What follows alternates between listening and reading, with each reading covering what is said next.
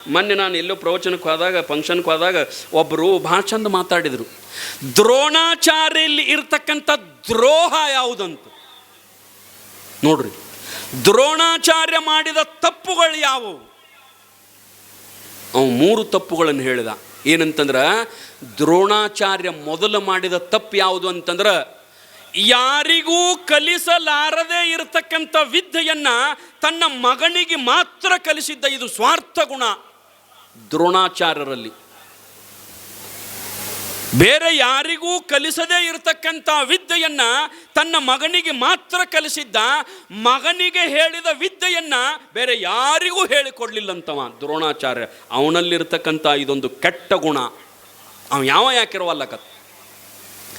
ಇನ್ನು 2ನೇ ಕೆಟ್ಟ ಗುಣ ಯಾವುದಂತಂದ್ರೆ, ಏಕಲವ್ಯ ಕೇವಲ ದ್ರೋಣಾಚಾರ್ಯರ ಮೂರ್ತಿಯನ್ನಿಟ್ಟು ಆ ಮೂರ್ತಿಯ ಮುಂದೆ ಧ್ಯಾನ ಮಾಡಿ ಇವನೇ ನನ್ನ ಗುರು ಅಂತ ತಿಳ್ಕೊಂಡು ಬಿಲ್ಲು ವಿದ್ಯೆಯನ್ನು ಕಲಿತಿರ್ತಕ್ಕಂಥ ಆ ಏಕಲವ್ಯನ ಹೆಬ್ಬೆರಳನ್ನು ತಗೊಂಡ. ಇದು 2ನೇ ತಪ್ಪು ದ್ರೋಣಾಚಾರ್ಯ ಮಾಡಿದ್ದು. ಹೆಬ್ಬೆಳ್ಳಂತಂದ್ರೆ ಬಾಣ ಬಿಡಾಕ ಮುಖ್ಯ ಅದ. ಬಿಲ್ಲು ಹಿಡಿದ ಬಾಣ ಬಿಡಾಕ ಹೆಬ್ಬೆಳ್ಳ ಮುಖ್ಯ. ಅದನ್ನು ತಗೊಂಡು ಬಿಟ್ಟ. ನೋಡ್ರಿ, ಏಕಲವ್ಯ ಎಂತಹ ವಿದ್ಯೆ ಕಲಿತಿದ್ದ ಅಂತಂದ್ರೆ, ದ್ರೋಣಾಚಾರ್ಯ ಹೇಳಿಲ್ಲ ಅವನಿಗೆ. ದ್ರೋಣಾಚಾರ್ಯ ಹತ್ಯಕ್ಕೆ ಇಲ್ಲ. ಬರೇ ಅವನದೊಂದು ಮಣ್ಣಿನ ಮೂರ್ತಿ ಮಾಡಿ ಆ ಮಣ್ಣಿನ ಮೂರ್ತಿ ಮುಂದೆ ನಿಂತ ಬಿಲ್ಲು ವಿದ್ಯೆಗಳನ್ನು ಹೆಂಗೆ ಒಗಿಲೆಪ್ಪ ಅಂತ ಅವ ಕನಸಿನಾಗ ಬಂದು ಹೇಳ್ತಿದ್ದಂತ ಇವಾಗ. ದ್ರೋಣಾಚಾರ್ಯರ ಕಲ್ಲಿನ ಮೂರ್ತಿ ಇವನಿಗೆ ಕನಸಿನಾಗ ಬಂದ ಹಿಂಗೆ ಕಲಿ ಅಂತ ಹೇಳ್ತಿತ್ತಂತ. ಅದನ್ನೆಲ್ಲ ಕಲಿತ. ಎಂಥದ್ದಂತಂದ್ರೆ ಶಬ್ದವೇದಿ ವಿದ್ಯಾ. ಶಬ್ದವೇದಿ ವಿದ್ಯೆಯನ್ನು ಬಹುತೇಕ ಅರ್ಜುನನಿಗೆ ಎಷ್ಟು ಹೇಳ್ಬೇಕಂತಂದರೂ ಅವನಿಗೆ ಬರಲಿಲ್ಲಂತ್ರಿ ಅದು ಅರ್ಜುನನಿಗೆ. ಕೊನೆಗೆ ಲಾಸ್ಟ್ ಭಾಳ ಪ್ರಯತ್ನ ಮಾಡಿ ಹೇಳಿದಾಗ ಅರ್ಜುನನಿಗೆ ಸ್ವಲ್ಪ ಏನೋ ಅದು ವಿದ್ಯೆ ಒಲಿತು ಅಂತ ಮಹಾಭಾರತದೊಳಗೆ ಬರೀತಾರೆ. ಆದ್ರೆ ಏಕಲವ್ಯನಿಗೆ ಪರಿಪೂರ್ಣವಾಗಿ ಬಂದಿರತಕ್ಕಂಥ ವಿದ್ಯೆ ಯಾವುದಂತಂದ್ರೆ ಶಬ್ದವೇದಿ. ಇವರು ಪಾಂಡವರೆಲ್ಲರೂ ಹೋಗುವಾಗ ನಾಯಿ ಮುಂದೆ ಹೋಗಿರ್ತಾವೆ. ನಾಯಿ ಮುಂದೆ ಹೋಗಿ ಬಗಳ್ತಿರ್ತಾವ್ರಿ. ಈ ಏಕಲವ್ಯ ತನ್ನ ಗುರುವಿನ ಮೂರ್ತಿಯ ಮುಂದೆ ಬಿಲ್ಲು ವಿದ್ಯೆಯನ್ನು ಕಲಿಯುವಾಗ ಅವು ನಾಯಿಗಳು ಎಲ್ಲೋ ಇರ್ತಾವ. ಅವು ಕಾಣಂಗಿಲ್ರಿ. ಅವು ಇಲ್ಲಿಂದ ಒಂದು 4-5 ಕಿಲೋಮೀಟ್ರ್ ದೂರ ಗುಡ್ಡದ ಕೆಳಗ ನಾಯಿ ಕಾಣಂಗಿಲ್ಲ, ಅಲ್ಲಿರ್ತಾವೆ. ಆದ್ರೆ ಸಪ್ಪಳ ಇವನಿಗೆ ಅದು ವಿಕ್ಷೇಪ ಮಾಡಕತ್ತದ. ಎಲ್ಲೋ ನಾಯಿ ಬಗಳಕತ್ತವು. ಇವನಿಗೆ ವಿಲ್ಲು ವಿದ್ಯಾ ಕಲಿಯಾಕ ತೊಂದರೆ ಆಕತಿ. ಅವ ಏನು ಮಾಡ್ತಾನಂದ್ರೆ, ಅವ್ರ ಸಪ್ಪಳನ ಬಂದ್ ಮಾಡ್ಬೇಕಂತ ತಿಳ್ಕೊಂಡು ಇಲ್ಲೇ ಕೂತ್ಕೊಂಡು 4-5 ಕಿಲೋಮೀಟರ್ ಕಾಣಲಾರದ ನಾಯಿಗೆ ಬಿಲ್ಲು ಒಗಿತಾನ, ಬಾನ ಬಿಡ್ತಾನ. ಆ ನಾಯಿ ಏನು ಬಗಳಿದಿರ್ತಾರಲ್ಲ ವವ್ ಅಂತ ತಿಳ್ಕೊಂಡು ಆ ಬಾಯಾಗ ಹೋಗಿ ಬಿಲ್ಲು ಅವು ಬಾಣಗಳು ತುಂಬ್ಕೋತಾವ್ರಿ. ಬಾಣಗಳು ತುಂಬಿಕೊಂಡು ನಾಯಿಗೊಂದಿಟ್ಟು ರಕ್ತ ಬರಂಗಿಲ್ಲ, ನಾಯಿಗೊಂದಿಟ್ಟು ಏನೂ ಆಗಂಗಿಲ್ಲ. ಬರೇ ಸಪ್ಪಳ ಬರಬಾರ್ದು ಅಷ್ಟಕ್ಕನ ವಿದ್ಯೆ ಅದು. ಅಷ್ಟಕ್ಕ ಬಿಟ್ಟಿದ್ದವ ಬಾಯಿ ತುಂಬ ಬಾಣಗಳಾಗಿ ವಾವ್ ಅನ್ನಕ ಬರಂಗಿಲ್ಲ ಅವಕ್ಕ. ಇದಕ್ಕೆ ಶಬ್ದವೇದಿ ಅಂತಾರೆ. ಅಂದ್ರೇನು, ಎಲ್ಲಿ ಸಪ್ಪಳಾಗತ್ತದಲ್ಲ ಆ ಸಪ್ಪಳ ನೋಡಿ ಒಗಿಯೋದು, ಹೋಗಿ ಅದಕ್ಕೆ ಕೊಂಡಿರ್ಬೇಕದು. ಇದು ಶಬ್ದವೇದಿ. ಇದು ಬಹುತೇಕ ದಶರಥ ಮಹಾರಾಜನ ಹತ್ತಿರನೂ ಇತ್ತು. ಶ್ರವಣ ಕುಮಾರ ನೀರು ತುಂಬಿಕೊಳ್ಳುವ ಸಂದರ್ಭದೊಳಗೆ ಅವ ಬ್ಯಾಟಿ ಆಡಾಕ ಬಂದಿದ್ದ ಪ್ರಭು ಶ್ರೀ ರಾಮಚಂದ್ರನ ಅಪ್ಪ ಬ್ಯಾಟಿ ಆಡಾಕ ಬಂದ ಸಂದರ್ಭದೊಳಗೆ ಅದು ನೀರು ತುಂಬಿಕೊಳ್ಳುವಾಗ ಗುಡು ಅಂತ ಸಪ್ಪಳ ಆಯಿತು. ಆ ಸಪ್ಪಳ ನೋಡಿ ಬಹುತೇಕ ನೀರು ಕುಡಿಯಾಕ ಹತ್ತಿದವಕ್ಕೆ ಯಾವ್ದಾರ ಪ್ರಾಣಿ ಅಂತ ತಿಳ್ಕೊಂಡು ಸಪ್ಪಳ ನೋಡಿ ಬಾಣ ಹೋಗದ. ಅದು ಬಂದು ಯಾರಿಗೆ ನಾಟಿತ್ತು ಅಂತಂದ್ರೆ ಶ್ರವಣ ಕುಮಾರಗೆ ನಾಟಿತ್ತು. ಇದು ಶಬ್ದವೇದಿ. ಇಂಥ ವಿದ್ಯೆಯನ್ನು ಕಲಿತಿರ್ತಕ್ಕಂಥವರು ಏಕಲವ್ಯ ಪಾಪ ಬಂದು ಅರ್ಜುನರಿಗೆ ಹಾಕಿದ. ಅವನಿಗೆ ಏನಂತಂದ್ರೆ, ನನ್ನಕ್ಕಿಂತಲೂ ದೊಡ್ಡ ಶೂರಿ ಜಗತ್ತಿನೊಳಗೆ ಯಾರೂ ಇರಬಾರ್ದು. ಅರ್ಜುನ ಮತ್ತು ದ್ರೋಣಾಚಾರ್ಯ ಇಬ್ಬರು ಹೋಗಿ ಅವನು ಈ ನಾಯಿಗಳು ಬಾಯಿಯೊಳಗೆ ಬಾಣ ಬಿಟ್ಟದ್ದು ನೋಡಿ ಶಬ್ದವೇದಿ ವಿದ್ಯೆ ಇವಂಗೆ ಹೆಂಗೆ ಬತ್ತು, ಮತ್ತು ಇವಂಗೆ ಹೇಳಿದ ವಿದ್ಯೆ ನನಗೆ ಯಾಕೆ ಹೇಳಿಲ್ಲ ಅಂತ ತಿಳ್ಕೊಂಡು ಅರ್ಜುನ ಜಗಳ ತೆಗೆದಾಗ, ಇಲ್ಲಪ್ಪ ನಾ ಹೇಳಿಲ್ಲ ಅವ ನನ್ನ ಮೂರ್ತಿ ಇಟ್ಟು ಕಲ್ತಾನವ, ನಾ ಅವಂಗೆ ಹೇಳಿಲ್ಲ ಅಂತಂದ್ರೂ ಕೇಳಿಲ್ಲ. ಒಟ್ಟ ಅವನು ಏನು ಮಾಡ್ತಿ ಮಾಡು, ನನ್ನಟ್ಟು ವಿದ್ಯೆ ಅವನಲ್ಲಿ ಇರಬಾರ್ದು ನೋಡಂತಂದಾಗ ಇವನ ಮಾತಿಗೆ ಕಟ್ಟು ಬಿದ್ದು, ಅಲ್ಲಪ್ಪ ನನ್ನ ಮೂರ್ತಿ ಕಟ್ಟಿ ನೀ ವಿದ್ಯಾ ಕಲ್ತಿ, ನಾ ಗುರು ಇಲ್ಲ ನಿನಗಂತಂದ. ಹೌದ್ರಿ ಅಪ್ಪ ನೀವು ನನ್ನ ಗುರು, ಮತ್ತು ನನಗೆ ಗುರುದಕ್ಷಿಣೆ ಕೊಡಬೇಕಲ್ಲೋ. ಏಕಲವ್ಯ ಓಡಿ ಬಂದ ದೀರ್ಘ ದಂಡ ನಮಸ್ಕಾರ ಹಾಕಿ, ಯಪ್ಪ ನೀ ಏನು ಬೇಡ್ತಿ ಅದನ್ನು ಕೊಡ್ತೇನೆ ಗುರುದಕ್ಷಿಣೆ, ನೀ ಪ್ರಾಣ ಬೇಡಿದ್ರು ಕೊಡ್ತೀನಿ ಅಂತಂದಾಗ, ಪ್ರಾಣ ಬೇಡೋ, ನಿನ್ನ ಹೆಬ್ಬೆರಳು ಕೊಡು, ಬಲಗೈ ಹೆಬ್ಬೆರಳನ್ನು ಕೊಡಂತಂದ. ಯಾಕಂದ್ರೆ ಹಿಂಗೆ ಹಿಡಿದಿದ್ದನ್ನು ಬಿಡ್ತೀವಲ್ಲ, ಬಾನ್ ಹಿಡಿತೀವಲ್ಲ, ಈ ಹೆಬ್ಬೆರಳು ಕೊಡಂದ. ಕ್ಷಣಾರ್ಧದೊಳಗೆ ಚಟ್ ಅಂತ ಹಾರಿಸ ಬಿಟ್ಟ. ನಾಳೆ ಅನ್ನೋದು ಬೇಕಾಗಿಲ್ಲ, ಆಗ ಹಾರಿಸ ಬಿಟ್ಟ. ಮುಂದೆ ಅವನ ಸ್ಟೋರಿನ ಇಲ್ರಿ, ಯಾಕಂದ್ರೆ ಬರಂಗೇ ಇಲ್ಲಲ್ಲ, ಬಿಲ್ಲು ವಿದ್ಯೆ ಬಿಡಕ್ಕೆ ಬರಂಗಿಲ್ಲ. ಅದನ್ನೊಂದು ತಗೊಂಡ ದ್ರೋಣಾಚಾರ್ಯ ಮಾಡಿದ ಎರಡನೇ ತಪ್ಪಿದು. ಇನ್ನು ಮೂರನೇ ತಪ್ಪು ಯಾವುದಂತಂದ್ರೆ, ಕೇವಲ ರಾಜವಂಶಸ್ಥರಿಗೆ ಮಾತ್ರ ವಿದ್ಯೆ ಕಲಿಸ್ತಿದ್ದವ. ಏನು, ರಾಜರಿಗೆ ಮಾತ್ರ ವಿದ್ಯೆ ಕಲಿಸೋದು, ನಿಮ್ಮಂಥ ಸಾಮಾನ್ಯ ಜನರಿಗೆ ವಿದ್ಯೆ ಕಲಿಸ್ತಿದ್ದಿಲ್ಲ. ಇವು ಮೂರು ಪ್ರಮುಖವಾದ ದ್ರೋಣಾಚಾರ್ಯರ ದ್ರೋಹಗಳು ಅಂತ ಬರೀತಾರೆ. ಅವ ಮಾಡಿದ ದ್ರೋಹ ಇವು ಸಮಾಜಕ್ಕೆ. ಆ ರೀತಿಯೊಳಗೆ ದ್ರೋಣಾಚಾರ್ಯರಂಥವರು ಎಲ್ಲಿದ್ರಂತಂದ್ರೆ ಕೌರವರ ಕಡೆಗೆ ಇದ್ದರು. ಪಾಂಡವರ ಪ್ರತಿನಿತ್ಯ ಅವರ ಜೊತೆ ಯುದ್ಧ ಮಾಡ್ತಿದ್ರು. 18 ದಿನ ನಡೆದ ಮಹಾಭಾರತದ ಯುದ್ಧದೊಳಗೆ ದ್ರೋಣಾಚಾರ್ಯ ಪಟ್ಟಾಧಿಕಾರಿಯಾದ ಒಂದು ದಿನ ಯುದ್ಧಕ್ಕೆ. ಅಂದ್ರೆ ಯುದ್ಧದ ನೇಮ್ ಏನಂತಂದ್ರೆ, ಒಂದೊಂದು ದಿನ ಒಬ್ಬೊಬ್ಬರು ಪಟ್ಟಾಧಿಕಾರ ಆಗಬೇಕು, ಒಂದೊಂದು ದಿನ ಒಬ್ಬೊಬ್ಬರು ಪಟ್ಟಾಧಿಕಾರ ಆಗಬೇಕು.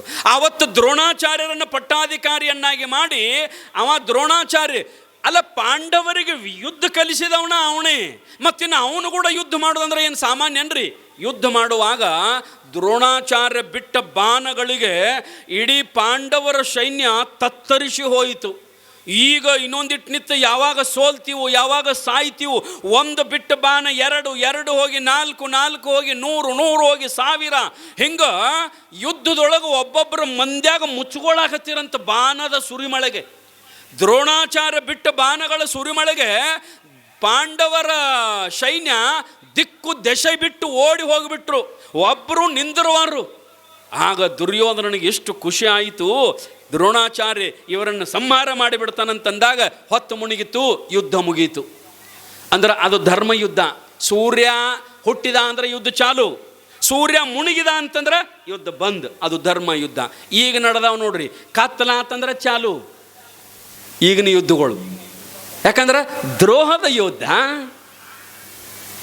ಈ ಕತ್ತಲ ಅಂತಂದ್ರೆ ಚಾಲು ಹೊತ್ತೇರ್ತಂದ್ರೆ ಮತ್ತೆ ನಾವು ನೀವು ಒಂದು ಯಾರು ಕೂಡ ಯುದ್ಧ ಮಾಡ್ತೀವಲ್ಲ ಅವರಿಗೆ ಹೋಗಿ ಆರಾಮದಿರೇನ್ರಿ ನೋಡೋದು. ಹಗಲಿ ರಾತ್ರಿ ಕತ್ತಿ ಮುಸೋದು ಬೇರೆ. ಮತ್ತ ಈಗಿನ ಯುದ್ಧಗಳಿವು ನಿಮ್ಗೆ ಗೊತ್ತಿರ್ಬೇಕ್ರಿ. ಇಲೆಕ್ಷನ್ದಾಗ ಆರಿಸಿ ಬಂದಿರ್ತಿರಲ್ಲ, ಚೇರ್ಮನ್ ಆಗಾಕ ಚೇರ್ ಮೆಕ್ಕೊಂಡಿರ್ಬೇಕಣ್ಣವ್ರು. ಇವರು ಚೇರ್ಮನ್ ಆಗಿ ಚೇರ್ ಮೆಕ್ಕೊಂಡಿರ್ಬೇಕಣ್ಣವ್ರು. ನೀ ಚೇರ್ಮನ್ ಆಗಿ ಚೇರ್ ಮ್ಯಾಗ ಕುಂತಾಗ ನಿನಗೇನು ಮಾಲಿ ಹಾಕಕ್ಕೆ ಬಂದಿರ್ತಾರಲ್ಲ, ಮಾಲಿ ಕೊಳ್ಳಾಗ ಹಾಕತ್ತಾರ. ಮನಸ್ಸಿನಾಗೇನತ್ತಾರ, ಯಾವಾಗ ಈ ಚೇರ್ ಕಾಲು ತೆಗಿಲಿ, ಇವನ್ನ ಯಾವಾಗ ಚೇರ್ ಮ್ಯಾಗಿನ ಮಾಲಿ ಹಾಕಕ್ಕೆ ಬಂದವ್ರ, ಸನ್ಮಾನ ಮಾಡಕ್ಕೆ ಬಂದವ್ರ, ಅವರ ನಿನ್ನ ಚೇರ್ ಮ್ಯಾಗಿಂದ ಇಳಿಸ್ಬೇಕಂತ, ಚೇರ್ಮನ್ಕಿ ಇಳಿಸ್ಬೇಕಂತ ಅಂತಿರ್ತಾರ. ಇವೆಲ್ಲ ಅಧರ್ಮ ಯುದ್ಧ, ಇವೆಲ್ಲ ಅಧರ್ಮ ಯುದ್ಧ. ರಾತ್ರಿ ಪಾಂಡವರು ಆನಂತರ ಕೃಷ್ಣ ಪರಮಾತ್ಮ ಮಾತಾಡಕತ್ತಿರಂತ.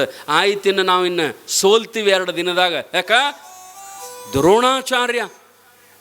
ದ್ರೋಣಾಚಾರ್ಯ ನಮ್ಮ ಮೇಲೆ ಯುದ್ಧದ ಸುರಿಮಳೆ ಮಾಡಕತ್ತಾನ, ನಮ್ಮ ಸೈನ್ಯ ಎಲ್ಲ ಓಡಿ ಹೋಗಾಕತ್ತದ, ಮುಚ್ಚಿಟ್ಕೊಳಕತ್ತಾರ ಬದುಕು ಸಲುವಾಗಿ, ಇನ್ನು ನಾವು ಸಾಯ್ತೀವಿ ಹೆಂಗೆ ಕೃಷ್ಣ ಅಂತಂದಾಗ ಕೃಷ್ಣ ಪರಮಾತ್ಮ ಹೇಳ್ದ, ಇಲ್ಲಪ್ಪ ಅವ್ರನ್ನ ಕೊಲ್ಲಬೇಕಾದ್ರೆ ಅನಿವಾರ್ಯ ಪ್ರಸಂಗದಿಂದ ಕೆಲವೊಂದು ನಾಟಕ ಮಾಡಬೇಕಾಗತ್ತದ. ದ್ರೋಣಾಚಾರ್ಯನ ಕೊಲ್ಲಬೇಕಾದ್ರೆ ಹೆಂಗೆ ಕೊಲ್ಲಬೇಕ್ರಿ ಅಂತಂದಾಗ ಅವ ಒಟ್ಟ ಸಾಯಂಗಿಲ್ಲ ದ್ರೋಣಾಚಾರ್ಯ. ಅವನು ಹೆಂಗೆ ಕೊಲ್ಲಬೇಕಂತಂದ್ರೆ, ಈಗೇನು ನೀವು ಪಾಂಡವರು 5 ಮಂದಿ ಇದಿರಲ್ಲ, ಇದ್ರೊಳಗೆ ಒಬ್ಬರು ಸುಳ್ಳು ಹೇಳ್ಬೇಕು. ಅವರಂದ್ರು ಯಾರು ಸುಳ್ಳು ಹೇಳಬೇಕು ಅಂತಂದಾಗ, ಯಾರು ಹೇಳಿದ್ರು ಕೇಳಂಗಿಲ್ಲ, ಧರ್ಮರಾಜನ ಸುಳ್ಳು ಹೇಳ್ಬೇಕು. ಏನು ಸುಳ್ಳು ಹೇಳ್ಬೇಕಂದ್ರೆ, ದ್ರೋಣಾಚಾರ್ಯ ತನ್ನ ಮಗನ ಮ್ಯಾಗ ಭಾಳ ಪ್ರೀತಿಯವ. ದ್ರೋಣಾಚಾರ್ಯ ತನ್ನ ಮಗ ಅಶ್ವತ್ಥಾಮಹ ಅವನ ಮ್ಯಾಗ ಭಾಳ ಪ್ರೀತಿ ರೀ ದ್ರೋಣಾಚಾರ್ಯ. ಅದಕ್ಕೆ ಕೃಷ್ಣ ಪರಮಾತ್ಮ ಏನು ಪ್ಲ್ಯಾನ್ ಮಾಡಿದ ಅಂತಂದ್ರೆ, ಆ ಅಶ್ವತ್ಥಾಮಹ ಸತ್ತಾನನ್ನು ಸುದ್ದಿ ಕೇಳಿದ್ರೆ ಅವರಪ್ಪ ದ್ರೋಣಾಚಾರ್ಯ ಬಿಲ್ಲುಗಳನ್ನು ಕೆಳಗೆ ಒಗೆದು ಬಿಡ್ತಾನವ. ಅವ ಅಶ್ವತ್ಥಾಮಹನು ಚಿರಂಜೀವಿ ರೀ, ಮತ್ತು ಅವನು ಸಾಯುವ ಮನುಷ್ಯ ಅಲ್ಲ, ಅವನಿಗೂ ಚಿರಂಜೀವಿ ಆಶೀರ್ವಾದ ಇತ್ತು. ಅವ ಎಂದೂ ಸಾಯವಲ್ಲ. ಅವ ಯಾವಾಗ ಸಾಯ್ಬೇಕಂತ ಸಂಕಲ್ಪ ಮಾಡ್ತಾನಲ್ಲ ಆಗ ಸಾಯ್ಬೇಕು, ಅವ ಹಂಗಿತ್ತು. ಅದಕ್ಕೆ ಅಶ್ವತ್ಥಾಮಹ ಸತ್ತಾನನ್ನು ಸುದ್ದಿ ಗೊತ್ತಾತಂದ್ರೆ ಅವ ಬಿಲ್ಲು ಬತ್ತಳಿಕೆಗನ್ನು ಬಿಡ್ತಾನ. ಯಾವಾಗ ಬಿಲ್ಲ ಬಾಣ ಕೆಳಗೆ ಹೋಗಿತಾನಲ್ಲ ಆಗ ನಮ್ಮವ್ರು ಬಾಣ ಹೊಡೆದು ಅವ್ನು ಕೊಂದು ಬಿಡ್ಬೇಕು. ಅವ್ರಂದ್ರು ಮತ್ತು ಅಶ್ವತ್ಥಾಮಹ ಸತ್ತಾನಂತ ಸುಳ್ಳು ಹೇಳ್ಬೇಕನ್ರಿ, ಸುಳ್ಳು ಹೇಳ್ಬೇಕು. ಸೋಮ ಯುದ್ಧದೊಳಗೆ ಆನಿ ಮ್ಯಾಗ ಅಂಬಾರಿ ಮ್ಯಾಗ ನಿಂತು ಹಿಂಗೆ ಮ್ಯಾಲ ಕೈ ಮಾಡಿ ಅಶ್ವತ್ಥಾಮಹ ಹತೋಹತಃ ಅನ್ಬೇಕು. ಇದು ಅವನ ಕಿವಿಗೆ ಕೇಳಬೇಕು. ಆಚೆ ಕಡೆ ನಿಂತು ಕೌರವ್ರ ಕಡೆ ನಿಂತಿರ್ತಕ್ಕಂಥ ದ್ರೋಣಾಚಾರ್ಯಗೆ ಈ ಮಾತು ಕೇಳಬೇಕು. ಮತ್ತು ಅವ ಯಾರು ಹೇಳಿದ್ರೆ ಕರೆ ತಿಳ್ಕೊತಾನಂದ್ರೆ ಧರ್ಮರಾಜ ಹೇಳಿದ್ರೆ ಅಟ್ಟ ತಿಳ್ಕೊತಾನವ. ಸುಳ್ಳು ಇನ್ನು ಉಳ್ದವ್ರೆಲ್ಲ ಅರ್ಜುನ ಇವೆಲ್ಲ ಮೇಲೆ ಮೇಲೆ ಸುಳ್ಳು ಹೇಳ್ತಿರ್ತಾವು. ಭೀಮ, ನಕುಲ, ಸಹದೇವ ಇವೆಲ್ಲ ಸುಳ್ಳು ಹೇಳ್ತಿರ್ತಾವು. ಇವ್ರ ಮಾತಿನ ಮ್ಯಾಗ ನಂಬಿಕೆ ಇಡಂಗಿಲ್ಲವ, ಇವ್ರ ಮಾತಿನ ಮ್ಯಾಗ ವಿಶ್ವಾಸ ಇಡಂಗಿಲ್ಲ. ಅವ್ಗೆ ಯಾರ ಮ್ಯಾಗ ವಿಶ್ವಾಸ ಅಂತಂದ್ರೆ ಧರ್ಮರಾಜನ ಮೇಲೆ. ಧರ್ಮರಾಜ ನಾಳಿನ ಯುದ್ಧದೊಳಗೆ ಅರ್ಧ ಯುದ್ಧ ಮುಗಿದ ನಂತರ ಅಶ್ವತ್ಥಾಮಹ ಹತೋಹತಃ ಇಷ್ಟ ಅಂದ ಅಂದ್ರೆ ನಾಳೆ ಅವನು ಕೊಲ್ಲಕ್ಕೆ ಬರ್ತದೆ ನೋಡು. ಎಲ್ಲ ನಿಮ್ಮ ಅಣ್ಣನ ಕೈಯಾಗ ಅದ, ಧರ್ಮರಾಜನ ಕೈಯಾಗ ಅಂದಾಗ ಅವ್ರು ಉಳ್ದವ್ರು 4 ಮಂದಿ ಏನ ಹೇಳಿಬಿಡ್ಲ ಅಂದ್ರೆ ಅವ್ರು ಮೂರ್ಖದಿರೇನ್ರು ಅಂದವ. ನನ್ನ ಹೆಸರೇನು ಗೊತ್ತದ? ಧರ್ಮರಾಜ. ಇಡೀ ಜಗತ್ತೇ ನನಗೆ ಧರ್ಮರಾಜ ಅಂತಾರೆ. ನನ್ನ ಹೆಸರು ಧರ್ಮರಾಜ ಅಲ್ಲ, ನನ್ನ ಮೊದಲ ಹೆಸರು ಯುಧಿಷ್ಠರ. ನನ್ನ ಹೆಸರೇನದ? ಯುಧಿಷ್ಠರದ. ನಾನು ಧರ್ಮದ ದಾರಿಯಲ್ಲಿ ನಡೆದದ್ದರಿಂದ ನನಗೆ ಧರ್ಮರಾಜ ಅಂತಾರೋ, ಧರ್ಮದ ದಾರಿಯಲ್ಲಿ ನಡೆದದ್ದರಿಂದ ನನಗೆ ಧರ್ಮರಾಜ ಅಂತಾರೆ. ನನ್ನ ಜೀವನದೊಳಗೆ ಇಲ್ಲಿ ತಕ ಒಂದು ಸುಳ್ಳು ನಾ ಹೇಳಿಲ್ಲ, ನಾ ಹೇಳಂಗೂ ಇಲ್ಲ, ನಾ ಹೇಳಂಗೂ ಇಲ್ಲ. ಅವ ಅಂದ ಮತ್ತು ನೀ ಹೇಳಿಲ್ಲ ಅಂದ್ರೆ ಅವನು ಸಾಯಂಗಿಲ್ಲ, ನೀವು ಸೋತು ಅಂಜು ಓಡಿ ಹೋಗ್ಬೇಕಾಗ್ತದೆ ನೋಡು. ಹೆಂಗೆ ಮಾಡ್ತೀರಿ ಅಂತಂದಾಗ ಒಟ್ಟರು ಒತ್ತಾಯ ಮಾಡಿದ್ರಿ ಅಲ್ಲಿದ್ದವರೆಲ್ಲರೂ ಧರ್ಮರಾಜಾಗ. ನೀ ಹೇಳಬೇಕು ಹೇಳಬೇಕು ಅಂದಾಗ ಅವಂದ ನಾವು ಸೋತು ಸುಣ್ಣಾಗಿ ಸತ್ತು ಹೋಗುಣು ಕರೆ, ನಾ ಮಾತ್ರ ಸುಳ್ಳು ಹೇಳಂಗಿಲ್ಲ. ಆಗ ಕೃಷ್ಣ ಪರಮಾತ್ಮ ಅಂದ, ನೋಡಪ್ಪ ನೀ ಸುಳ್ಳು ಹೇಳೋದು ಬೇಡ. ನಮ್ಮ ಕಡೆ ಒಂದು ಆಣೆ ಅದ, ಪಾಂಡವರ ಕಡೆ ಒಂದು ಆಣಿ ಇತ್ತು. ಆ ಆಣಿ ಹೆಸರು ಅಶ್ವತ್ಥಾಮಹ ಇತ್ತು ರೀ. ಅದು ಪಾಂಡವರ ಕಡೆ ಒಂದು ಆಣಿತ್ತು, ಆಣಿ ಹೆಸರ ಅಶ್ವತ್ಥಾಮಹ. ನಾವು ಏನು ಮಾಡ್ತೀವಿ ಅಂದ್ರೆ ಆಣಿ ಕೊಲ್ತೀವಿ ನಾವು. ನಮ್ಮ ಯುದ್ಧದೊಳಗೆ ನಮ್ಮ ಆಣಿ ನಾವ ಕೊಲ್ತೀವಿ. ಅಶ್ವತ್ಥಾಮಹ ಅದ್ರ ಹೆಸರ ನೀ ಆಗರ ಹೇಳ್ತೀಯಿಲ್ಲ, ಅಶ್ವತ್ಥಾಮಹ ಹತೋಹತಃ ಇಷ್ಟು ಹೇಳಂತಂದಾಗ ಅವ ಅಂದ ನಾ ಆನೆ ಎತ್ತಿ ಹೇಳವ ಅಂದ ಮತ್ತವ. ಮತ್ತು ಮಂದಿ ಮನುಷ್ಯ ಅಂತ ತಿಳ್ಕೊಂಡ್ರೆ ಅದಕ್ಕೆ ನಾ ಆನೆ ಅಂತ ಹೇಳವಂತಂದಾಗ ಇಲ್ಲ, ಆನೆ ಅಣ್ಣ ಅಟ್ಟ ಅನ್ನಬೇಡ. ಏನನ್ನು? ಅಶ್ವತ್ಥಾಮಹ ಹತೋಹತಃ ನರೋ ವಾ ಕುಂಜರೋ ಇಷ್ಟರ ಅನ್ನ ಕಡಿಕ. ಅಂದ್ರೆ ಇದರ ಅರ್ಥ ಏನು? ಅಶ್ವತ್ಥಾಮಹ ಅನ್ನತಕ್ಕಂಥದ್ದು ಸತ್ತದ, ಅಶ್ವತ್ಥಾಮಹ ಅನ್ನತಕ್ಕಂಥದ್ದು ಸತ್ತದ. ಅದು ಆನೋ ಏನೋ ಮನುಷ್ಯನೋ ಗೊತ್ತಿಲ್ಲ, ಇಷ್ಟ ಅನ್ನಂತ ಕೃಷ್ಣ ಪರಮಾತ್ಮ ಅಂದಾಗ ಅವಂದ ಇದು ಸುಳ್ಳಲ್ಲ ಅಂದವ. ನನ್ನ ಕಣ್ಣು ಮುಂದೆ ಆನೆ ಸತ್ತದ್ದು ಗೊತ್ತಾಗಿ ಆನೋ ಮನುಷ್ಯನೋ ಗೊತ್ತಿಲ್ಲ ಅಂದ್ರೆ ಎಷ್ಟು ಮೂರ್ಖಕ್ಕನ್ನ. ನನ್ನ ಮುಂದೆ ಆನೆ ಸತ್ತದ, ಅಶ್ವತ್ಥಾಮಹ ಹತೋಹತಃ ಕುಂಜರೋ ಇಷ್ಟ ಆತನ್ನ ನರೋ ಅನ್ನಂಗಿಲ್ಲ ಅಂತಂದಾಗ ಅವರೊಟ್ಟರು ಕೂಡ ಅಂದ್ರೆ ಇಟ್ಟರ ನೀ ಹೇಳಬೇಕ, ಇಟ್ಟು ಹೇಳಿದ್ರನ ಅದು ಮುಂದೆ ಯುದ್ಧ ನಡೀತದೆ, ಇಲ್ಲ ಅಂದ್ರೆ ನೀವು ಯುದ್ಧಕ್ಕೆ ನಾಳೆ ಹೋಗೋದ ಬೇಡ ಅಂತಂದಾಗ ಎಲ್ಲರೂ ಒತ್ತಾಯ ಮಾಡಿ ಒಪ್ಸಿದ್ರಿ. ಅವನು ಇಟ್ಟು ಹತ್ತನ ಅಂದ ಅವ ಕಡಿಕ ಒಂದೀಡು ಸುಳ್ಳು ಹೇಳಾಕ ನೋಡ್ರಿ. ಏನು? ಅಶ್ವತ್ಥಾಮಹ ಹತೋಹತಃ ನರೋ ವಾ ಕುಂಜರೋ ಇಷ್ಟ ಅನ್ನಂತಂದಾಗ ಅತನಂತಂದ. ಆ ಯುದ್ಧ ಪ್ರಾರಂಭ ಮಾಡಿ ಅರ್ಧ ಯುದ್ಧ ಆಗಿತ್ತು. ಇವ್ರ ಕಡೆದನ ಒಂದು ಅಶ್ವತ್ಥಾಮ ಅಂತಕ್ಕಂಥ ಆನಿ ಕೊಂದರು. ಒಂದು ಆನಿ ಮ್ಯಾಗ ಧರ್ಮರಾಜ ಯುದ್ಧ ಮಾಡ್ತಿದ್ದ, ಆನಿ ಮ್ಯಾಗ ಕುಂಡಿರ್ತಿದ್ದ.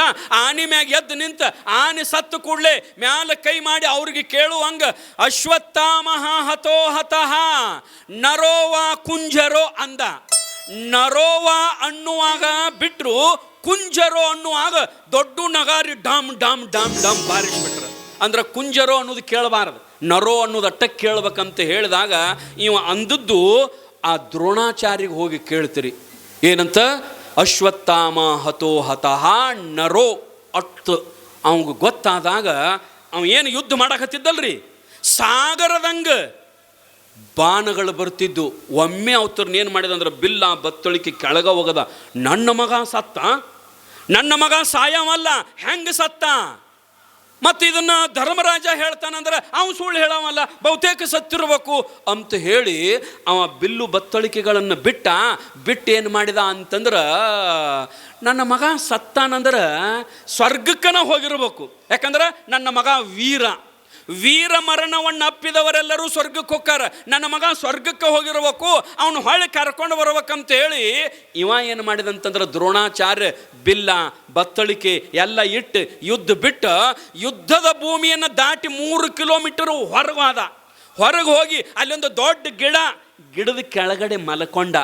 ಅಂದ್ರೆ ಈ ದೇಹವನ್ನು ಬಿಟ್ಟು ಸೂಕ್ಷ್ಮ ಶರೀರದಿಂದ, ಅಂದ್ರೆ ಪ್ರತಿಯೊಬ್ಬ ಮನುಷ್ಯಾಗ 3 ಶರೀರ ಇರ್ತಾವ್ರಿ.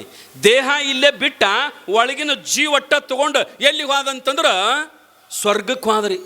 ಸ್ವರ್ಗದಾಗ ಎಲ್ಲ ಹುಡುಕಾಡಿದ, ನನ್ನ ಮಗ ಎಲ್ಲಿದಾನ, ನನ್ನ ಮಗ ಅಶ್ವತ್ಥಾಮ ಎಲ್ಲಿದಾನಂತ ಎಲ್ಲ ಕಡೆ ಹುಡುಕಾಡಿದ್ರು ಸಿಗಲೇ ಇಲ್ಲ. ಅವನು ಸತ್ತೇ ಇಲ್ಲ, ಅವೆಲ್ಲ ಯುದ್ಧದೊಳಗ ಅದಾನ, ಇವಂಗೆ ಗೊತ್ತಿಲ್ಲ. ಸ್ವರ್ಗದೊಳಗೆ ಬಂದು ಹುಡುಕಾಡಿ ಕಡಿಕ ನರಕಕ್ಕರ ಹೋಗಿರ್ಬೇಕಂಡು ನನ್ನ ಮಗ ಅಂತ ನರಕಕ್ಕೆ ಬಂದ, ಅಲ್ಲೂ ಸಿಗಲಿಲ್ಲ. ಅಷ್ಟರೊಳಗೆ ಕೃಷ್ಣ ಪರಮಾತ್ಮ ಏನು ಮಾಡಿದ್ದ ಅಂತಂದ್ರೆ, ಇಲ್ಲಿರ್ತಕ್ಕಂಥ ಪಾಂಡವರ ಸೇವಕರಿಗೆ ಹೇಳಿದ, ನೋಡು ಎದುರುಗಡೆ ದ್ರೋಣಾಚಾರ್ಯ ಕಾಣವಲ್ಲ, ಬಹುತೇಕ ಅವ ಏನು ಮಾಡಿರ್ತಾನಂದ್ರೆ ಅವನ ಮಗನ ನೋಡಾಕ ಸ್ವರ್ಗಕ್ಕೆ ಹೋಗಿರ್ತಾನು, ಅವನ ದೇಹ ಇಲ್ಲೇ ಎಲ್ಲರ 2-3 ಕಿಲೋಮೀಟರ್ ಸುತ್ತದಾಗ ಹುಡುಕ್ಯಾಡ್ರಿ, ಎಲ್ಲರ ಅವನ ದೇಹ ಇರ್ತದ, ಅವನ ಶರೀರ ಇತ್ತಂದ್ರೆ ಅದನ್ನು ತಗೊಂಡು ಬಂದು ಆ ಶರೀರ ಏನು ಮಾಡ್ರಿ ಅಂದ್ರೆ ತುಕುಡಿ ಮಾಡ್ರಿ. ಯಾರ್ದು? ದ್ರೋಣಾಚಾರ್ಯರ ಶರೀರನ್ನು ಪೀಸ್ ಮಾಡಿ ಒಂದು 40-50 ಪೀಸ್ ಮಾಡಿ ಈ ಯುದ್ಧದ ಭೂಮಿ ತುಂಬ ಎಲ್ಲ ಕಡೆ ಹಂಚಿಬಿಡ್ರಿ. ಅವ್ರನ್ನ ಅಲ್ಲೊಂದು ಒಗೆದು ಬಿಡ್ರಿ. ಅಂದ ಕೂಡಲೇ ಹ್ಞೂ ಅಂತ ಸೇವಕರು ಹೋಗಿ ಆ ಶರೀರ ತಂದು ಪೀಸ್ ಮಾಡಿ ಎಲ್ಲ ಕಡೆ ಒಗೆದ ನಂತರ ಅವ ಹುಡುಕಾಡಕ್ಕೆ ಹೋಗಿದ್ದಲ್ರಿ, ಜೀವಟ್ಟ ತೊಗೊಂಡು ಹೋಗಿದ್ದಲ್ಲ, ನರಕದಾಗ ಹುಡುಕಾಡಿದ, ಸ್ವರ್ಗದಾಗ ಹುಡುಕಾಡಿದ, ಎಲ್ಲೂ ಸಿಗಲಿಲ್ಲ. ಇವು ಸುಳ್ಳು ಹೇಳ್ಯಾನ ಧರ್ಮ ರಾಜ, ಸುಳ್ಳು ಹೇಳ್ಯಾನ, ನನ್ನ ಮಗ ಅಲ್ಲೇದಾನಂತ ತಿಳ್ಕೊಂಡು ಇನ್ನು ಬಂದು ಶರೀರದೊಳಗೆ ಹೋಗಿ ಮತ್ತೆ ಇಲ್ಲಿ ಯುದ್ಧ ಭೂಮಿಗೆ ಬರ್ಬೇಕಂತ ಶರೀರ ನೋಡ್ತಾನ, ಈ ದೇಹ ನೋಡ್ತಾನ, ದೇಹನೇ ಇಲ್ಲ. ಆಗ ಅವನಿಗೆ ಗೊತ್ತಾತು, ಇಡೀ ಶರೀರ ಎಲ್ಲ ಪೀಸ್ ಆಗಿ ಬಿದ್ದಿತ್ತು ರೀ, ಪೀಸ್ ಆಗಿ ಬಿದ್ದಿತ್ತು. ಇನ್ನೇನು ಮಾಡಬೇಕು, ಮತ್ತು ಆ ಶರೀರನ್ನು ಜೋಡಣೆ ಮಾಡಿ ಅದರೊಳಗೆ ಹೋಗ್ಬೇಕಂತ ಹೇಳಿ ಅಲ್ಲೊಂದು ನಾಯಿ ಸತ್ತಿತ್ತಂತ್ರಿ. ನಾಯಿ ಸತ್ತಿತ್ತು, ಆ ನಾಯಿಗೆ ಏನೂ ಆಗಿದ್ದಿಲ್ಲ. ಆ ನಾಯಿ ಶರೀರದೊಳಗೆ ಹೋದ, ಪರಕಾಯ ಪ್ರವೇಶ ಅಂತಾರೆ ಇದಕ್ಕೆ. ಹಿಂದಿನ ಮಹಾತ್ಮರು ಒಂದು ಶರೀರದಿಂದ ಒಂದು ಶರೀರಕ್ಕೆ ಹೋಗ್ತಿದ್ರು, ಪರಕಾಯ ಪ್ರವೇಶ ಅಂತಾರ. ಆ ನಾಯಿ ಬಿದ್ದಿತ್ತು, ನಾಯಿ ಶರೀರದೊಳಗೆ ದ್ರೋಣಾಚಾರ್ಯ ಹೋಗಿ ಏನು ಮಾಡಿದ ಅಂತಂದ್ರೆ ಎಲ್ಲ ತುಕುಡಿಗಳನ್ನು ತೊಗೊಂಡು ಬರಾಕತ್ತಿದ. ತಲೆ ಒಂದು ಕಡೆ ಬಿದ್ದಿತ್ತು, ಕೈ ಒಂದು ಕಡೆ ಬಿದ್ದಿತ್ತು, ಕಾಲು ಒಂದು ಕಡೆ ಬಿದ್ದಿತ್ತು, ಎಲ್ಲ ತುರ್ನು ತಂದು ಸರಿಯಾಗಿ ಜೋಡಿಸಿ ಬಲಗೈ ಒಂದು ಎಲ್ಲಿ ಬಿದ್ದಿತ್ತಂದ್ರೆ ಕೃಷ್ಣ ಪರಮಾತ್ಮನ ರಥದ ತೆಕ್ಕ ಒಕ್ಕೊಂಡಿದ್ದವು ಬೇಕತ್ಲೆ. ಬೆರಿಕ್ರೆ ಕೃಷ್ಣ ಭಾಳ ಬೆರಿಕವ. ಒಂದು ಬಲಗೈಯ ತನ್ನ ರಥದ ಗಾಲಿ ಮಗ್ಗಲ ಒಕ್ಕೊಂಡಿದ್ದ, ಬಂತ್ರಿ ಅದ ನಾಯಿ, ಒಳಗೆ ದ್ರೋಣಾಚಾರ್ಯ, ಹೊರಗೆ ನಾಯಿ ಬಂದು ಅದನ್ನು ತಗೋಬೇಕನ್ನುಗೂಡದ ಕೃಷ್ಣ ಪರಮಾತ್ಮ ಏನಂದ ಅಂತಂದ್ರೆ, ನೀ ಏನು ದ್ರೋಣಾಚಾರ್ಯೋ ಏನು ಸ್ವಾಣಾಚಾರ್ಯೋ, ನೀ ಏನು ದ್ರೋಣಾಚಾರ್ಯೋ ಏನು ಸ್ವಾನಾಚಾರ್ಯೋ ಅಲ್ಲ, ಈ ದೇಹದ ಮ್ಯಾಗ ಎಷ್ಟರ ಮೋಹ ಅದ ನಿನಗ, ಇಟ್ಟ ಅಪಮಾನ ಇಟ್ಟ ಅಬುರುಗೇಡಿ ಆದರೂ ಇನ್ನೂ ಬಿಡುವಲ್ಲೇನಂತ ತಿಳ್ಕೊಂಡ ಅಂದಾಗ ಮತ್ತು ಆ ಶರೀರವನ್ನು ಬಿಟ್ಟು ಹೊಳ್ಳಿ ಬರಲಿಲ್ಲ ಹಾದಂತ ಯಾರು? ದ್ರೋಣಾಚಾರ್ಯ. ಆ ನಂತರ ಈ ಧರ್ಮರಾಜ ಸಿಂಹಾಸನವನ್ನೇರಿ ಎಲ್ಲ ಮುಗಿದ ನಂತರ ಸ್ವರ್ಗಕ್ಕೆ ಹೊಂಟ್ರಿ ಇವರು 5 ಮಂದಿ ಸ್ವರ್ಗಕ್ಕೆ ಹೋದಾಗ ಧರ್ಮರಾಜ ಎಲ್ಲಿ ತನಕ ಹೋದಂತಂದ್ರೆ ಕೇವಲ ಸ್ವರ್ಗದ ಬಾಗಲ ತನಕ ಹೋದಂತ್ರಿ, ಒಳಗೆ ಬಿಡಲಿಲ್ಲಂತ ಅವನು. ಎಲ್ಲಿ? ಸ್ವರ್ಗದೊಳಗೆ ಬಿಡಲಿಲ್ಲಂತ. ಯಾಕಂತಂದಾಗ, ಅಲ್ಲ ನೀನು ಒಂದು ಸುಳ್ಳು ಹೇಳಿಯಲ್ಲ, ನೀನು ಒಂದು ಸುಳ್ಳು ಹೇಳಿದ್ದಕ್ಕೆ ನೀನು ನರಕದೊಳಗೆ ಸುತ್ತ ಹಾದ ಸ್ವರ್ಗಕ್ಕೆ ಬರ್ಬೇಕಂತ ಹೇಳಿದ್ರಂತ. ಜೀವನದೊಳಗೆ ಬರೇ ಒಂದು ಸುಳ್ಳು ಹೇಳಿದ್ದಕ್ಕೆ ಅವನು ಸ್ವರ್ಗದ ಬಾಗಲ ಒಳಗೆ ಕರ್ಕೊಂಡಿಲ್ಲ. ಮತ್ತಿನ್ನು ನಾವು ಎಷ್ಟು ಹೇಳಿದೀವೋ ಏನು ಸುದ್ದಿಯೋ, ನಮಗೆ ಸ್ವರ್ಗದ ಬಾಗಲನೂ ತೋರ್ಸಂಗಿಲ್ಲ. ನಾವು ನರಕೇ ನಿಯತಂ ವಾಸ, ಅಕ್ಷಯವಾದ ನರಕ ನಮಗೆ ಬರ್ತದೆ. ಆ ರೀತಿಯೊಳಗೆ ಮನುಷ್ಯ ಪರಮಾತ್ಮ ಬಾಯಿ ಕೊಟ್ಟಾನಂದ್ರೆ ಈ ಬಾಯಿಲೇ ಸತ್ಯವನ್ನು ಮಾತಾಡಬೇಕು, ಇನ್ನೊಬ್ಬರ ಮನಸ್ಸಿಗೆ ನೋವಾಗಲಾರ್ದಂಗೆ ಮಾತಾಡಬೇಕು, ಇನ್ನೊಬ್ಬರದ ನಿಂದ ಮಾಡಬಾರ್ದು. ಈ ನಮ್ಮವುಗಳು ನೋಡ್ಬೇಕಾರೆ 4 ಮಂದಿ ಕೂತ್ರಂದ್ರೆ ಮುಗಿತ, 5ನೇ ಹೆಣ್ಮಗಳದ್ದು ಬೇರೆದಕ್ಕಿದ ಚಾಲೂ ಮಾಡಿದ, ಆಕೆ ಹಂಗತ್ತಲ್ಲ ಮತ್ತು ಈಕೆ ಹಿಂಗತ್ತಲ್ಲ, ಅವ್ರು ಹೆಂಗಾರೆ ಹಾಕಿರೋರಕ್ಕೆ ನಾವು ಹೆಂಗೆ ನಂಬದು ಏನಾಗ್ಯದ, ನಾವೇನು ಮಾಡ್ಬೇಕಾಗ್ಯದ, ಇದನ್ನು ನೋಡ್ಬೇಕಲ್ರಿ ಅವ. ಇನ್ನೊಬ್ಬರ ಬಗ್ಗೆ ನಾವು ಮಾತಾಡಿದೇವಂದ್ರೆ ಅವ್ರು ಮಾಡಿದ ಪಾಪ ನಮಗೆ ಬರ್ತದ ರೀ. ನೀವು ಅಂತೀರಲ್ಲ ಮಾಡಿದವ್ರ ಪಾಪ ಮುಂದೆ ಅಂದಲ್ಲ ಗೊತ್ತಾಗತ್ತೆ ಸ್ವಾಮಿ ಅನ್ನೋದು ಯಾಕಂತೀರಿ ನೀವು? ಮಾಡಿದವ್ರ ಪಾಪ ಆಡಿದವ್ರ ಬಾಯಾಗಂತೀರಿ ಅವ. ಅವ್ರು ಮಾಡಿದ ಪಾಪ ನೀವು ಮಾತಾಡಿ ತಗೋಬೇಡ್ರಿ. ಭಗವಂತ ಬಾಯಿ ಕೊಟ್ಟಾನಂದ್ರೆ ಚಲೋ ಪರಮಾತ್ಮನ ನಾಮಸ್ಮರಣೆ ಮಾಡ್ರಿ. ಅಂದ್ರೆ ಏನಪ್ಪ ಅಂತಂದ್ರೆ ನಮ್ಮ ಬದುಕು ಸಾರ್ಥಕತೆ ಆಗ್ತದಂತ ತಿಳ್ಕೊಂಡು ತಾವೆಲ್ಲ ಒಳ್ಳೆಯ ಮಾತು, ನಿಮ್ಮ ಕಣ್ಣು ಪವಿತ್ರ ಆಗಬೇಕು, ನಿಮ್ಮ ಕಿವಿ ಪವಿತ್ರ ಆಗಬೇಕು, ನಿಮ್ಮ ಬಾಯಿ ಪವಿತ್ರ ಆಗಬೇಕು, ನಿಮ್ಮ ಕಾಲ ಪವಿತ್ರ ಆಗಬೇಕು, ನಿಮ್ಮ ಕೈ ಪವಿತ್ರ ಆಗಬೇಕು. ಕೈಗೇನು ಭೂಷಣ? ಕರಕೆ ಭೂಷಣವಾವುದು? ಪ್ರಶ್ನೆ ಕೇಳ್ತಾರೆ ಸರ್ಪಭೂಷಣ ಶಿವಗಳು. ಏನಂತಂದ್ರೆ ದಾನ. ಬರೀ ದೊಡ್ಡ ದೊಡ್ಡ ಬಂಗಾರ ಬಳಿ ಹಾಕೊಳ್ಳೋದಟ್ಟ ಭೂಷಣ ಅಲ್ರಿ. ನೋಡ್ಬೇಕು ನಮ್ಮ ಮಗಳು ಬಂಗಾರ ಬಳಿ ಹಾಕೊಂಡ್ರಂದ್ರೆ ಹಿಂಗೆ ಮಾಡಿ ಎಲ್ಲರಿಗೂ ಎಲ್ಲ ನೋಡ್ಬೇಕಲ್ಲ ಮಂದಿ. ನಾವು ಬಂಗಾರ ಬಳಿ ಹೋಗ್ಬೇಕು. ಹೆಣ್ಮಗಳು ನಿಮ್ಗೆ ಭಾಳ ಚಲೋ ರೀ ಅವ. ದೇವರೆಲ್ಲ ನಿಮ್ಗೆ ಭಾಳ ಶೃಂಗಾರ ಕೊಟ್ಟಾನ. ನೋಡಿ ನೀವು ಬಂಗಾರ ಸಾಮಗ್ರಿ ಎಷ್ಟು ಮಾಡಿಸೋದು ಸಾಮಗ್ರಿ ಅಂದ್ರೆ ಲೆಕ್ಕಿಲ್ಲದಟ್ಟು ಸಾಮಗ್ರಿ ನಿಮಗೆವ. ಕೊಳ್ಳಾಗ ಹಾಕೊಳ್ಳೋ ಸಾಮಗ್ರಿ ಎಟ್ಟದಾವ ಅಂದ್ರೆ ಒಂದು 40-50 ಸಾಮಗ್ರಿ ಇದಾವೆ ನೋಡ್ರಿ. ಏಕ್ಸಾರತ್ತ, ಬೋರ್ಮಾಳತ್ತ, ಟಿಕ್ ಎತ್ತ, ನಕ್ಲೆಸ್ ಅತ್ತ, ಗಂಟನ್ ಸರ ಅತ್ತ, ಪುಟಾಣಿ ಸರ, ಶಂಗಾದ ಸರ, ಅವೇನೋ ಆಯ್ತಾವ ನೋಡ್ರಿ. ಅಟ್ಟೆಲ್ಲ ಕೊಳ್ಳಾಗ ಹಾಕೊಳ್ಳ ಕಟ್ಟವು. ಆನಂತರ ಕಿವ್ಯಾಗ್ರಿ ಪಣ್ಣಾಸ ತೂತ್ರಿ. ಇಲ್ಲಿ ಮ್ಯಾಲೊಂದ, ಮಗ್ಗಲೊಂದ, ಕೆಳಗೊಂದ, ಈಚಿಕೊಂದ, ಒಟ್ಟು ತೂತ್ ಎಲ್ಲ ಕಿವಿ ಒಟ್ಟಕ್ಕೂ ಎಲ್ಲ ಹಾಕೊಳ್ಳೋದು ಕಿವ್ಯಾಗ. ಆನಂತರ ಮೂಗ್ನ್ಯಾಗ ಒಬ್ಬೊಬ್ರು ಅಡ್ಡು ಕಡೆ ಹಾಕೊಂಡಿರ್ತಾರೆ ರೀ ಅವ್ರು. ಮತ್ತು ಅದು ಬೇರೆ. ಈಚಿಗೂ ಒಂದು ನತ್ತ, ಈಚಿಗೂ ಒಂದು ನತ್ತ. ಇದು ಬಿಡ್ರಿ. ನಾ ಮಾನ್ಯ ಗುಲ್ಬರ್ಗ ಡಿಸ್ಟಿಕ್ ಪ್ರವಚನಕ್ಕೆ ಹೋದಾಗ ಒಬ್ಬಕ್ಕೆ ಹೆಣ್ಮಗಳು ಇದ್ರಿಗೆ ಬಂದ್ಲು. ಈಚಿಗೂ ಒಂದು ನತ್ತ, ಈಚಿಗೂ ಒಂದು ನತ್ತ, ನಡಬಾರಕ್ಕೊಂದು ಜೋತಾರಾಕತ್ತಿತ್ತು ರೀ ಅದು. ನೀ ಏನಪ್ಪ ಇದು ಇಲ್ಲೊಂದು ಮತ್ತು ನಡ್ಬಾರ್ಕೊಂಡು ಜೋತಾಡಕತ್ತದ. ಆ ನಮಸ್ಕಾರ ಮಾಡಕ್ಕೆ ಬಂದ್ರೆ ನಮಸ್ಕಾರ ಮಾಡಿ ಹೇಳ್ಕೊಡ್ದೆ ನನಗೆ ಸಂಶಯ ಕಾಡಕತ್ತಿತ್ತು. ಆಕೆಗೆ ಆಶೀರ್ವಾದ ಮಾಡೋದು ಬಿಟ್ಟು ನನ್ನ ಬಾಯಿಗೆ ಏನು ಬತ್ತಂದ್ರೆ ಯಾವ ನೆಗಡಿದು ಬಂದರೆ ಹೆಂಗೆ ಮಾಡ್ತೀಯ ನಾನು